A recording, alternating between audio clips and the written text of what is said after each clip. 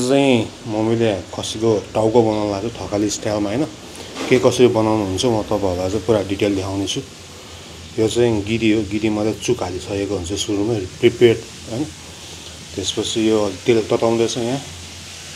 अनि यहाँ हाम्रो एकदम सजिलो इन्ग्रेडियन्ट भनेको तपाईको प्याज अनि टमाटर पेस्ट र यहाँ लसुनको पेस्ट यो भित्र छ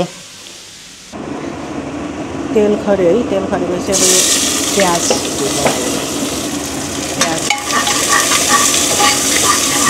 भुट्ने प्याज यो मैले यो लोकल तरिकाले हाम्रो गाउँको तरिकाले बनाउन लागेको सिम्पल प्याज अलि ब्राउन हुन दिने रातो रातो हुन दिने अनि त्यसपछि लसुन पनि मैले त्यसमै भुटिदिन्छु यो टाउकोको मासुमा अलिकति लसुन धेरै राख्नुपर्छ हाम्रो नेपाली स्टाइलले अनि यो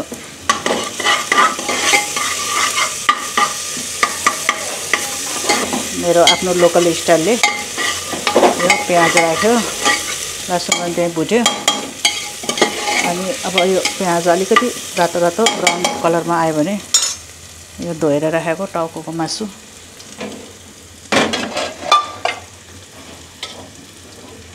अनि यो सबै टाउकोको मासु हो यो तर यो चाहिँ कस्तो भने हामीले थकालीहरूले मसिनो गर्छ यो हामीले मसिनो गरेको छैन ठुल्ठुलै राखिदिएछु कि अनि सबैले खाने भनेर मैले तेल थोरै राखेको छु किन टाउकोमा बढी चिल्लो आउँछ नि त त्यही भनेर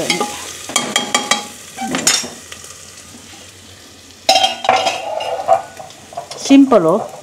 सिम्पल त्यहाँबाट यो चाहिँ के हाल्नु यो बेसार 2 चम्चा बेसार अब आफ्नो उस अनुसार कति छ मासु त्यही हिसाबले लाग्ने नलाग्ने तर यो एकदम गाउँको ओरिजिनल बेसार भएको भएर यो एकदम लाग्छ कि अनि त्यसपछि यो मासु पनि त्यही राखिदिने यो 2.5 केजी समथिङको मासु रहेछ टाउकोमा पनि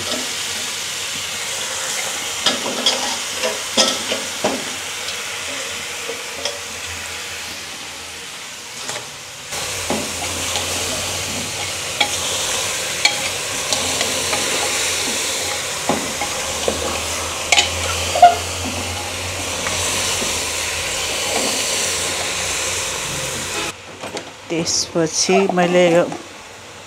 नुन राखिदिन्छु नुन किनभने अलिकति उयो गरेर राख्नुपर्छ बढी नै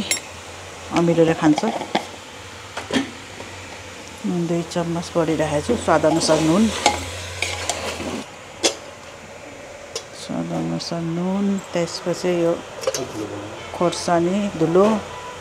किनभने यो धुलो खोर्सानी अलिकति मजाले राख्ने के पछि यो हामीले यो गिरीकोमा चाहिँ अमिलो हाल्नुपर्छ कि अनि त्यही भनेर अनि यो जिराको धुलो हाम्रो थकालीहरूले चाहिँ धेरै यो के भन्छ यो त्यो अरू मसला धेरै मन पराउँदैन अनि यो जिराको पाउडर मात्रै बस त्यति सिम्पल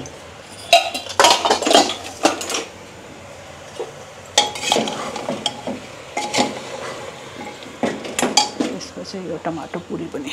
पुरी होइन घरमै बनाएको होलबाटाको पेस्ट टमाटर त नराख्ने हुन्छ हुन त अब अलिकति उसको लागि स्वादको लागि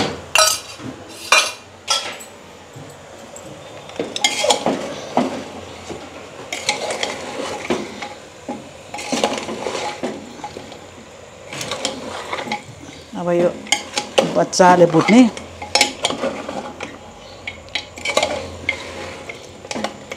पानी मर्ने गरेर यही भुट्ने त्यसपछि सिटी लगाइदिन्छु 2 सिटी पाक्दैन नि त टाउको ठुलो छ आँखाले हेर्दा नि राम्रो हुनु पर्यो नि खाँदालाई नि मिठो हुनु पर्यो पहिला आँखाले नै हेर्दा राम्रो हुन्छ क्या आँखा भनेर अनि त्यसपछि मान्छेले खाना मिठो हुन्छ नि त आँखाले हेर्दै घिन लाग्ने छ भने त खानै मन लाग्दैन नि त त्यही भएर पहिला चाहिँ 90% चाहिँ आँखालाई देख्ने राम्रो हुनुपर्छ के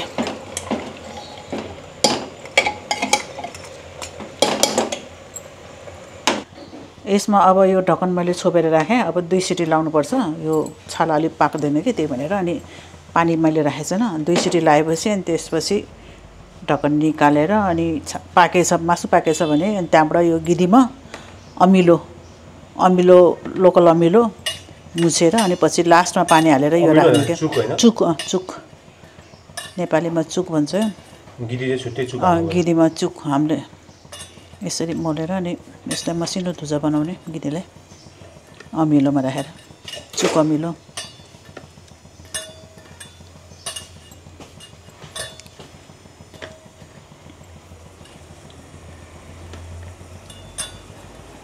यो लास्टमा राख्ने यो चाहिँ अब पाक्यो भनेपछि पानी राख्छ नि अनि त्यसमा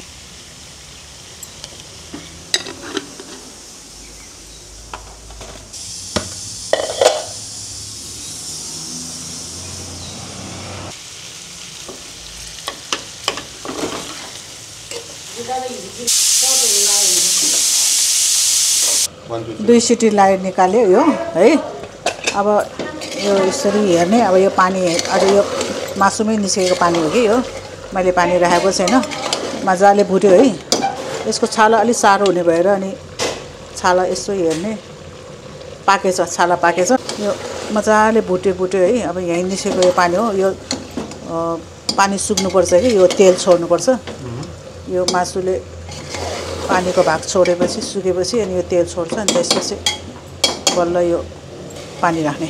एकछिन भुट्नु पर्यो मिठो गरेर बनाउनलाई